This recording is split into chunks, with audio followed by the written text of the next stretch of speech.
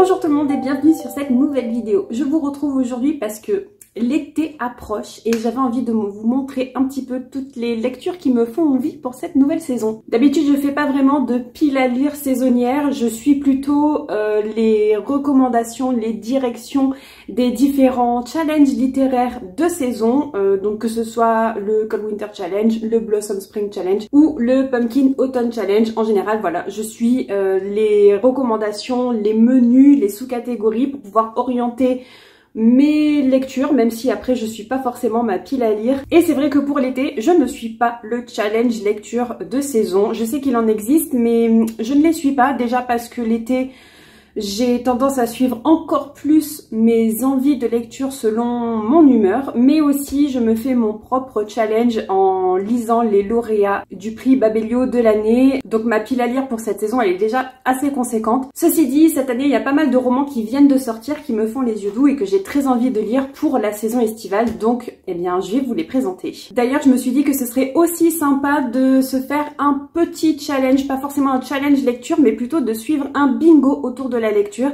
Donc j'ai préparé un petit template que je vous partagerai, je vais vous le mettre ici et puis je le partagerai aussi sur Instagram en story et je le mettrai aussi en story à la une, comme ça tout le monde y aura accès à tout moment. Rien d'obligatoire et rien de bien compliqué non plus, c'est juste pour épicer un petit peu notre saison de lecture. Bref, trêve de blabla, il est temps de vous présenter ces livres qui me font trop envie. J'en ai 7 à vous présenter et je suis quasi sûre que j'en ai oublié. C'est dingue, ça m'arrive tout le temps, je me fais une liste et je sais que je fais cette liste par rapport à un livre ou deux que j'avais envie d'ajouter et que j'oublie systématiquement. Bref, c'est pas grave, ils seront peut-être pas présentés dans cette vidéo, mais je sais que je les aurai à un moment ou à un autre retrouvés et vraiment ajoutés à ma pile à lire. Bref, le premier titre que j'ai à vous présenter, je l'ai acheté déjà il y a quelques semaines et je suis étonnée de ne pas l'avoir encore sorti de ma pile à lire.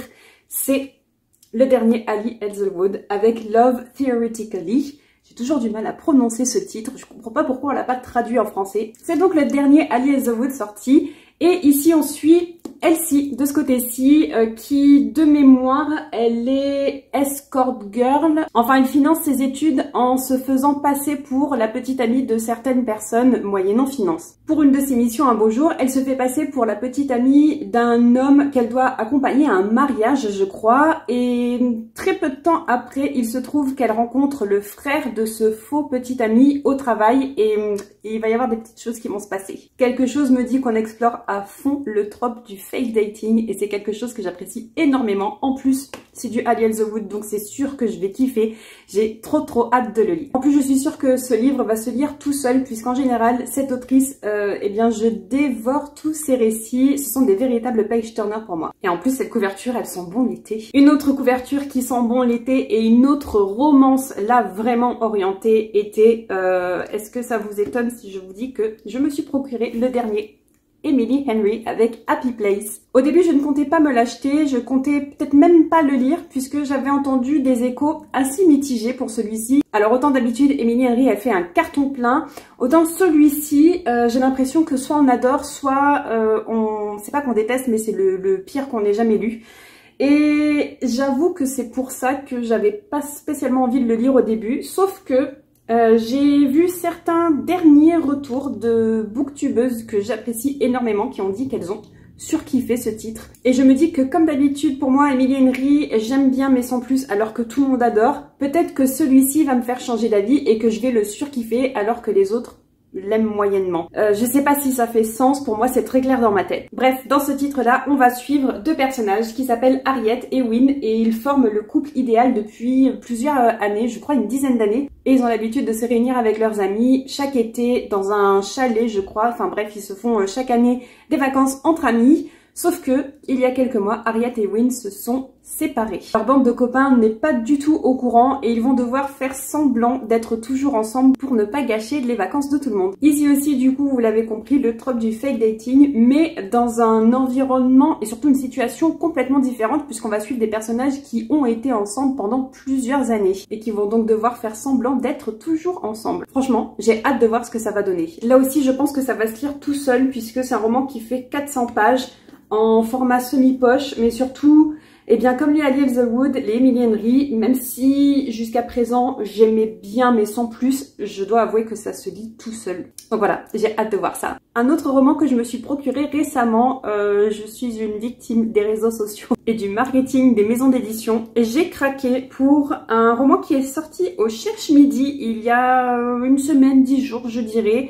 J'avoue que la couverture m'a vendu du rêve et j'ai l'impression qu'on part sur un cosy mystery mais en pleine vacances d'été en Italie. Regardez-moi la beauté de cette couverture, il est incroyable. C'est Personne n'était censé mourir pendant ses vacances de Catherine Mac. Vous comprenez donc pourquoi je vous dis que ça sent bon les vacances. On nous dit ici sur la 4e de couverture que Eleanor Dash est une romancière à succès, mais elle a des envies d'homicide.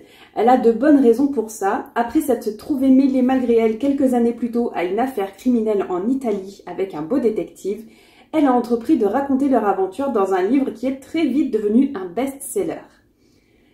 Sauf que depuis, Connor, le fameux détective, est devenu un héros pour les lecteurs et surtout les lectrices et il ne cesse de pourrir l'existence d'Eleanor.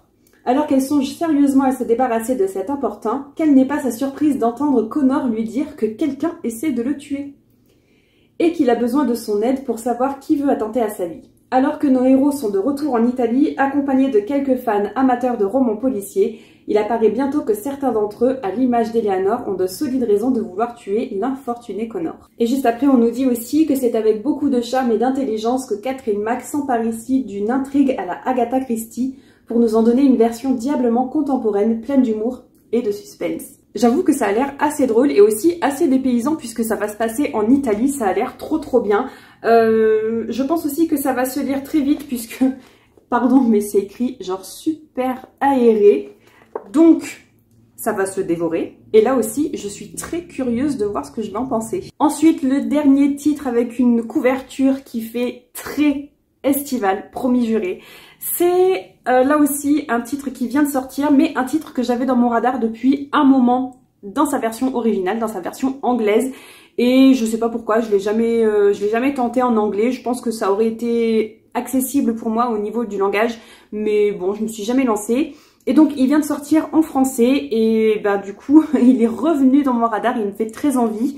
Donc je l'ai pas encore acheté, je sais pas si je l'achèterai vraiment. Je regarderai d'abord si la médiathèque ne l'a pas acquis et puis si c'est pas le cas, j'irai l'acheter. Cette fois-ci c'est un titre qui est sorti chez Charleston, c'est très dur à dire. Et c'est Le vrai amour de Taylor Jenkins Reid ou Les vrais amours, ça dépend comment vous voulez le prononcer. On va suivre ici Emma Blair dont le monde s'est effondré le jour où son mari Jesse a été porté disparu suite à un accident d'hélicoptère. On nous dit qu'elle s'est réfugiée auprès de sa famille dans une petite ville du Massachusetts et qu'elle a réappris à vivre, qu'elle a repris goût à la vie petit à petit, j'imagine, durant plusieurs années. Au point qu'elle a réussi à tourner la page et qu'elle s'est de nouveau fiancée, cette fois-ci à son premier amour, son amour d'enfance, je crois, qui s'appelle Sam. Sauf que quelques jours après ses fiançailles avec Sam, Emma va découvrir que Jesse, son mari, est en réalité vivant. Donc j'imagine qu'il va se manifester d'une façon ou d'une autre qui va évidemment bousculer à nouveau la vie d'Emma. On nous dit que évidemment Emma va alors devoir choisir entre son premier amour et le nouvel amour de sa vie. Ça m'intrigue beaucoup, déjà évidemment parce que pourquoi Jesse a disparu et il est de nouveau vivant? Quel a été ce petit plot twist qui fait que finalement il n'est pas mort? Ça m'intéresse pas mal. Et ça m'intéresse aussi beaucoup dans le sens où on va évidemment parler du deuil et de la façon dont on réapprend à vivre après un si tragique accident. Et je suis aussi très pressée de retrouver la plume de Taylor Jenkins Reid. J'avais déjà lu 2 titres d'elle. Le premier c'était Les Sirènes de Malibu et j'avais aimé, mais sans plus ça m'avait pas forcément marqué, que ce soit au niveau de l'intrigue ou au niveau de sa plume. Ceci dit, en début d'année, j'ai lu Les 7 maris d'Evelyn Hugo et là j'avais absolument adoré, j'avais chialé toutes les larmes de mon corps, c'était trop bien. Donc j'ai envie de retrouver cette façon d'écrire de l'autrice et savoir si oui ou non elle va me dévaster comme en début d'année. Et étonnamment, j'ai très envie que ça arrive. Ensuite, il y a un autre titre qui est sorti il y a plusieurs mois déjà, il est sorti en février, c'est Le chemin de sel de Raynor Winn. Et ici, on va plutôt parler de randonnée et figurez-vous que c'est basé sur une histoire vraie. Ici, on va suivre Raynor et son mari Moth qui se retrouvent expulsés de leur maison. Je sais pas pourquoi exactement, mais on nous dit que leur maison va être saisie. Donc ils vont se retrouver sans toit, sans maison. Et on nous dit aussi que dans la même semaine, Moth, qui vient de fêter ses 50 ans, a appris qu'il est atteint d'une maladie dégénérative incurable. Bref, tout semble perdu pour eux, mais on nous dit que Raynor va en décider autrement. Ils n'ont plus d'argent, plus de maison, eh bien ils marcheront. Sac bon marché et tente d'occasion sur le dos, 250 € en poche, voilà le couple de Gallois prêt à parcourir les 1013 km du célèbre sentier côtier du sud-ouest de l'Angleterre, de South West Coast Path. Du Somerset au Dorset, en passant par le Devon et les Cornouailles, Raynor et Moth découvrent le camping sauvage, les longues journées de randonnée, le corps qui fait mal, la faim, le regard des autres. Mais aussi et surtout, ils apprennent à s'imprégner de la nature, à vivre au gré des marées et du soleil, à marcher vers l'espoir. Et si le chemin de sel était devenu leur nouvelle maison? Le chemin de sel est un récit de guérison et de renaissance qui nous entraîne dans un extraordinaire voyage à travers de sublimes paysages. Ça me fait beaucoup penser à Wild de Cheryl Strayed, je crois. Je me souviens plus parce que c'était un nom d'emprunt.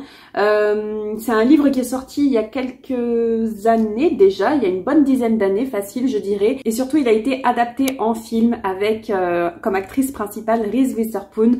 J'avais adoré que ce soit le livre ou le film. Bref, du coup ça me fait beaucoup penser à ça puisque on se réapproprie notre corps, notre destin, notre histoire en tant qu'individu au travers de la marche, de la randonnée et de cette reconnexion à la nature. En plus moi la rando j'adore ça et les romans basés sur des histoires vraies, même si ce sont des faits divers, j'apprécie énormément. Du coup j'ai trop hâte de le lire. Ah, je viens de voir qu'il y a une autre romance qui est dans mon radar et que je vous ai pas présentée. Décidément cet été je vais lire pas mal de romances.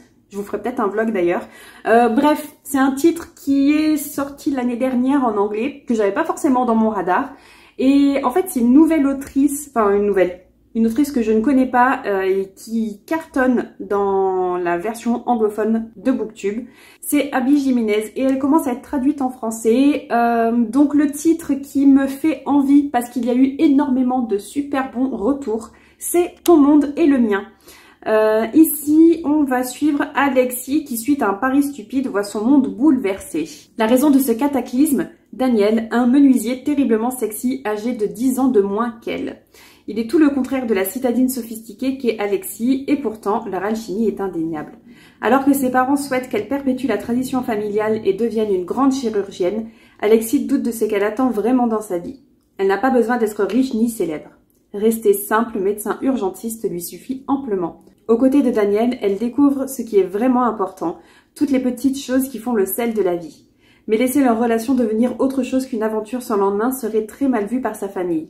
Avec autant de différences qui les séparent, Alexis va devoir choisir entre son monde et celui de Daniel. Encore une comédie romantique qui me fait les yeux doux. Et là pareil, j'attendrai de voir si la médiathèque l'achète puisque niveau book haul, je suis plutôt pas mal et j'aimerais bien réduire un petit peu la quantité de livres que j'achète. Vous l'avez vu, il y a énormément de romances dans ma pile à lire, mais j'ai un dernier titre à vous présenter et là on revient un petit peu plus dans ma zone de confort et je pense que je vais surkiffer puisque là aussi j'ai vu énormément de super bons retours, que ce soit en français ou en anglais.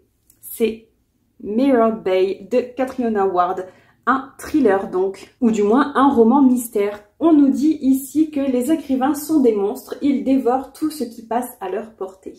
Été 1989, les parents de Wilder Harlow viennent d'hériter d'un cottage dominant les côtes du Maine. L'adolescent, plutôt mal dans sa peau, fait la connaissance sur la plage d'une jeune fille, Harper, et d'un garçon, Nathaniel.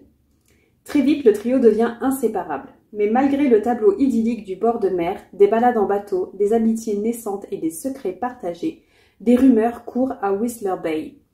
On parle d'une mystérieuse noyée dont le corps n'a jamais été retrouvé, d'un homme qui s'introduit la nuit dans les foyers pour prendre en photo les enfants pendant leur sommeil. Bientôt, l'inquiétude est avivée par des événements beaucoup plus sombres. Pour les trois adolescents, les portes de l'enfance se referment à jamais.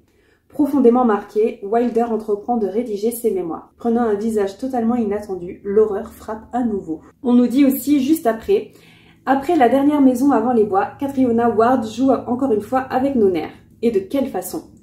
Plus qu'un magistral roman de genre, d'une singularité confondante, elle nous propose ici une réflexion sur la mémoire, le passé, les traumatismes et les récits que l'on s'en fait. Un ouvrage qui hante le lecteur bien après avoir tourné la dernière page. Ça m'a l'air très intriguant puisque orienté mystère, thriller, mais en même temps avec des sujets hyper importants abordés comme c'était décrit juste avant, puisqu'on va parler de mémoire, de passé, de traumatisme, etc. Je pense que c'est sûr, je vais me laisser tenter avant la fin de l'été. En plus, pardon, mais Encore une fois, la couverture, je la trouve trop belle. Pas forcément estivale, quoique estivale dans le sens tempête, ça me plaît énormément. Ça y est, on est arrivé à la fin de cette vidéo. Comme vous l'avez constaté, pas mal de livres qui, je pense, vont se lire assez vite, même si j'ai quand même beaucoup de comédies romantiques, romans d'amour. Je pense que ce sont des histoires qui vont beaucoup me plaire, qui vont me happer et que je vais dévorer. Donc dans tous les cas, que des titres qui me font hyper envie pour cette saison et surtout des titres que je pense je vais lire très rapidement. N'hésitez pas à me dire dans les commentaires ce que vous avez prévu de lire cet été et si vous souhaitez participer au petit bingo que j'ai lancé. N'oubliez pas aussi de vous abonner à la chaîne si ce n'est pas déjà fait et nous on se retrouve la semaine prochaine pour une nouvelle vidéo. Bye bye!